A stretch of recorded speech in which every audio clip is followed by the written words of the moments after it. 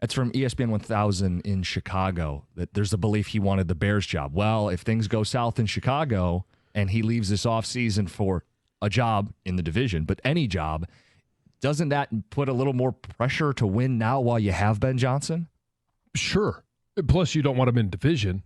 And well, you can't control it after the year. He can leave for any job. No, I know, but I'm curious because the coaching rumors do get around. And we heard about Washington. The year before it was Carolina, and he removed his name from those jobs that we're kind of always questioning. We didn't hear this at the time, but you got to believe front offices do.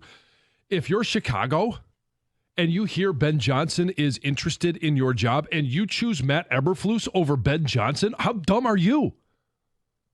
Well, I mean, that's are you kidding me? They chose to go another year with the inept, knowing that they had the number 1 overall pick, knowing that they were going to pick and choose a quarterback that they wanted to be their franchise quarterback. Why not bring in the guy that, quote unquote, right now is the quarterback whisperer? He has rejuvenated Jared Goff's career. He has resurrected it. And now all of a sudden you have the pick of the number 1 in the draft and you choose Matt Eberflus? They got lulled into some late season wins. They had the number 1 pick, chance to start over. So it doesn't mean you can't upgrade. Well, and I think that especially... So if I'm Ben Jansen, I look at that and go, well, the decision-making for this franchise seems to be a little off. I would agree with you there. But I think they're looking at it now going, our coaching is leaving a lot to be desired, especially coming on the heels of last week's game where they have a QB spy on the Hail Mary, just kind of sitting in no man's land. Not to mention they had a timeout in their back pocket while their corner is not even engaged in the play and jawing with fans like, hey, coach, call a TO, get a better play out. And Eberflus also said, not to do Chicago radio, but he minimized the play before the Hail Mary, saying it was essentially irrelevant when those yards helped propel them into a makeable Hail Mary. They're questioning their coach. They bring an insider on. The insider says, hey, Ben Jansen kind of wanted the Chicago job. If that job opens this year, and that's true, Ben Johnson's gone, and you have wasted, again, back to that word, a golden opportunity with this great football team. Yes, but I'm also going to hit the brakes on that a little bit.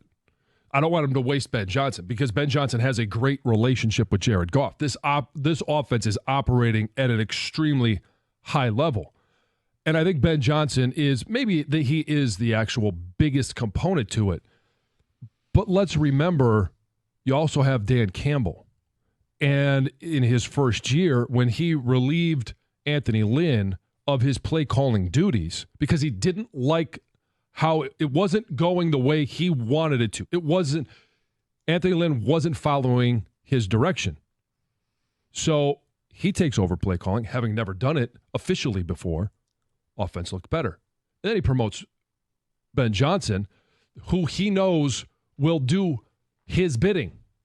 And I say it sounds very controlling, but it's collaborative. He operates the offense as Dan Campbell sees fit. Listen, so whoever comes in next is going to have to operate the offense as Dan Campbell sees fit. It's Dan Campbell's offense. I will give you that. But Ben Jansen has input. Ben Johnson's creative. Ben Johnson's executing. He's putting in a lot of the game plan. And could they replace him? Yes. Do I want to go so with the sky is not falling is my point. No, but you would think your best chances with the known Ben Jansen as opposed to the unknown, the different OC down the line here, especially if he is interested in that Bears job. Again, it's a rumor. We know that rumors only go so far. He took himself out of some head coaching jobs a year ago.